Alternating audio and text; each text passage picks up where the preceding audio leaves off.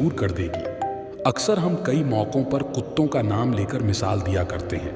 किसी को गाली देते हैं तो कुत्ते का नाम जुबान पर आता है। गाली आदमी को देते हैं पर नाम कुत्ते का बदनाम होता है। क्या कुत्ता इतना गया गुजरा जीव है, हमने उसे कभी खिलाने पिलाने के बारे में तो नहीं सोचा, चाहे कितने ही दिन से भूखा द्वार पर पड़ा हो। लेकिन हमें कभी उसका नाम इस्तेमाल करने में लज्जा नहीं आई। आपसे निवेदन है, 5 मिनट का समय निकाल कर इस कहानी को ज़रूर सुन लेना, शायद आपकी सोच बदल जाए। नमस्कार दोस्तों, बोधि थिंक स्पाई यूट्यूब चैनल में आपका दिल से स्वागत है। एक गांव में सुरेश नाम का लड़का रहता था। वह बहुत परेशान था। वह बस यही सोचता रहता कि मैंने पिछले जन्म में क्या पाप किया था जो मुझे अभी भुगतना पड़ रहा है। एक दिन उसे पता चला कि गांव से कुछ दूर एक महात्मा रहते हैं जो सबकी समस्या सुनते हैं।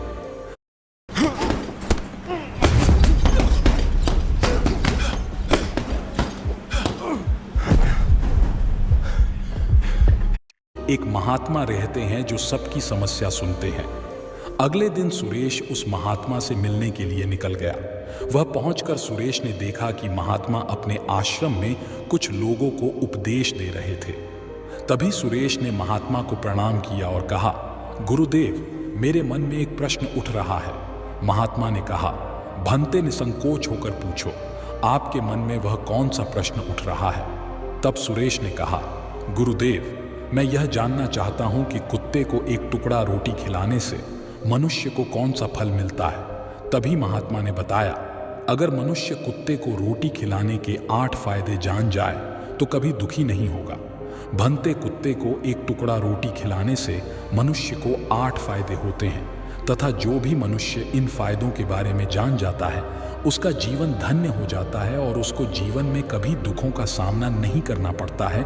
जो भी मनुष्य पृथ्वी लोक पर कुत्ते को एक टुकड़ा रोटी खिलाता है उसे 8 फायदे होते हैं और वह जीवन भर सुखी रहता है और उसे मृत्यु के बाद मोक्ष की प्राप्ति होती है।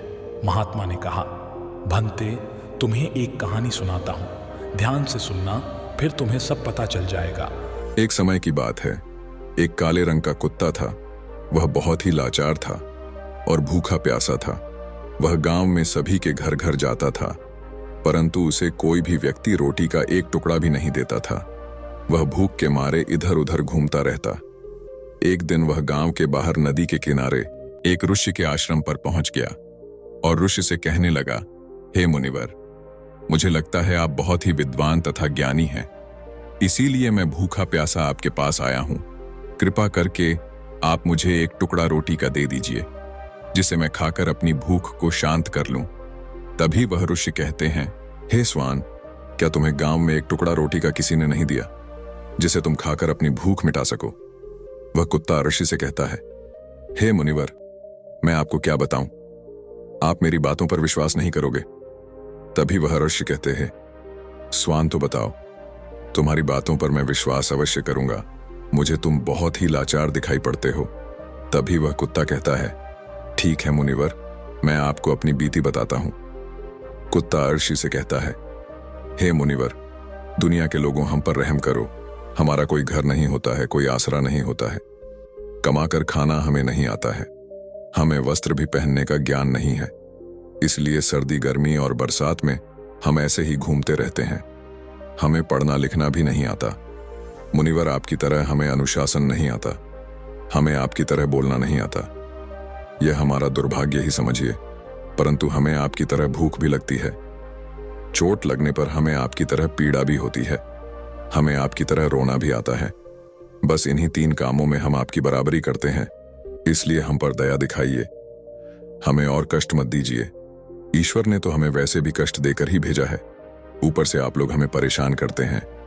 हम आपकी तरह मनुष्य नहीं हैं, हम पराधीन जीव हैं। जब हमारा जन्म हुआ उस समय हमारे आंख कान बंद थे। कह नहीं सकते कि उस समय आपके जन्म पर जैसे नाच गाना होता है, बाजे बजते हैं, खुशी मनाई जाती है, हमारे जन्म पर भी यह सब हुआ होगा। हमारे जन्म पर किसने खुशी मनाई होगी। हम जिस बिछौना पर थे वह रुई का नरम तो था, सर्दी बिल्कुल नहीं लगती थी। मैं मन में सोच रहा था कि किसी बड़े घर में पैदा हुआ हूं, लेकिन जब हमारी आंख खुली तो मैंने देखा कि हमारी माँ, जिसे आप लोग कुतिया बोलते हो, वह अपने 5 बच्चों को छाती से चिपकाकर एक राह के ढेर में पड़ी थी। हम 5 भाई थे, बाकी 4 भाई तो लाल और भूरे रंग के थे। मैं अकेला ही काले रंग का था। सबसे छोटा मैं ही था, इसलिए कमजोर था मेरी माँ। हम लोगों के पास कम ही आती थी, क्योंकि उसे भी अपने भोजन की व्यवस्था करनी पड़ती थी। यदि वह ना खाती तो हमें दूध कहाँ से पिलाती। उस एक माँ पर हम 5 भाई निर्भर थे। वह बेचारी अपने भोजन के लिए इधर उधर दौड़ती रहती थी। कभी भोजन मिल भी जाता था, कभी नहीं भी मिलता था, लेकिन वह हमेशा हम 5 का बड़ा ख्याल रखती थी। आखिर वह हमारी माँ थी। वह रात भर जागकर गांव की रखवाली करती थी। किसी की मजाल नहीं थी कि कोई अनजान आदमी बुरी नीयत से गांव की तरफ भी झांक जाए।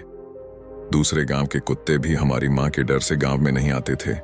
गांव के किसी किसान के खेत में कोई जानवर खड़ी फसल खाने आते तो हमारी माँ उसे दौड़कर भगा देती।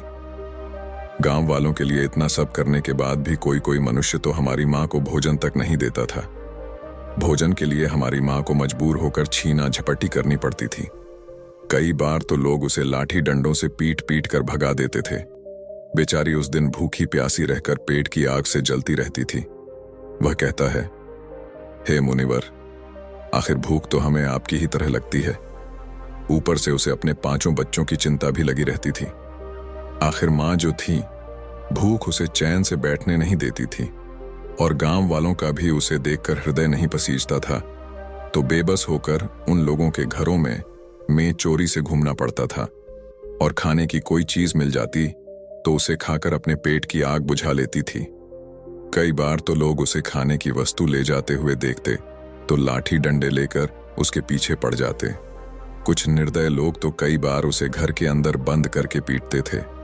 हमारी माँ का बुरा हाल कर देते थे।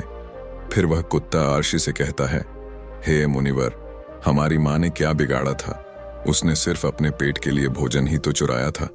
चोरी करने का हमें कोई शौक नहीं है, पर पापी पेट हमें यह सब करने के लिए मजबूर कर देता है। एक दिन की बात है, बड़ी जोरदार बरसात हो रही थी। ओले पड़े थे, ठंडी हवा चल रही थी। उस ठंड में ठिठुरकर हमारे 3 भाई मर गए। उस दिन हमारी माँ बहुत रोई थी, लेकिन मनुष्य हमारी पीड़ा को नहीं समझा, क्योंकि उसके बच्चे थोड़े ही मरे थे। फिर वह कुत्ता कहता है, हे मुनिवर, अब हम सिर्फ 2 भाई रह गए थे। हमारी माँ हम दोनों की अच्छे से देखभाल करने लगी।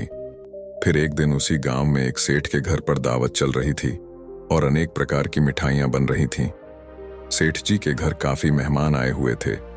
हमारी माँ कुछ खाने की तलाश में बार बार उधर जाती, लेकिन लोग उसे दुत्कार कर भगा देते थे। किसी को उस पर इतना भी तरस नहीं आया कि एक रोटी उस बेचारी को खाने को फेंक दे। एक रोटी से उनका क्या बिगड़ जाता। मेरी माँ बार बार जाती और वहीं खड़ी खड़ी देखती रहती थी। सेठ जी के आंगन में दावत खाने का सिलसिला चालू हुआ। भोजन परोसा जाने लगा। मेरी माँ भी वहीं जाकर पूंछ हिलाने लगी। खाना परोसने वाला आदमी जब किसी काम से भीतर गया तो मेरी माँ दबे पांव रोटी लेने को चल पड़ी। फिर दूसरे आदमी ने मेरी माँ को जाते हुए देख लिया तो चारों ओर से लोग चिल्ला चिल्ला कर उसकी तरफ भागे। मेरी माँ उनकी चीख सुनकर घबरा गई। 2-3 आदमी लाठी लेकर उसके पीछे बड़े बेहरमी से दौड़े। मेरी माँ वहां से घबराकर भागने लगी, परंतु उसे वहां से निकलने का कोई रास्ता नहीं मिला, क्योंकि सामने से लोग लाठी डंडे लेकर आ रहे थे।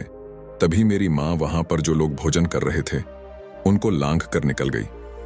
आगे वह कुत्ता कहता है, हे मुनिवर, मेरी माँ अपने निकलने पर इतनी हैरान नहीं थी जितनी कि उन लोगों को देखकर हुई थी जो वहां पर दावत खा रहे थे। वह सब उठकर खड़े हो गए। उन्होंने भोजन करना छोड़ दिया और कहने लगे कि कुतिया के लांघ जाने के कारण भोजन भ्रष्ट हो गया है। सब एक दूसरे से विचार विमर्श कर रहे थे कि अब क्या किया जाए। खाना तो सब खराब हो गया है। फिर सेठ जी फूट फूट कर रोने लगे।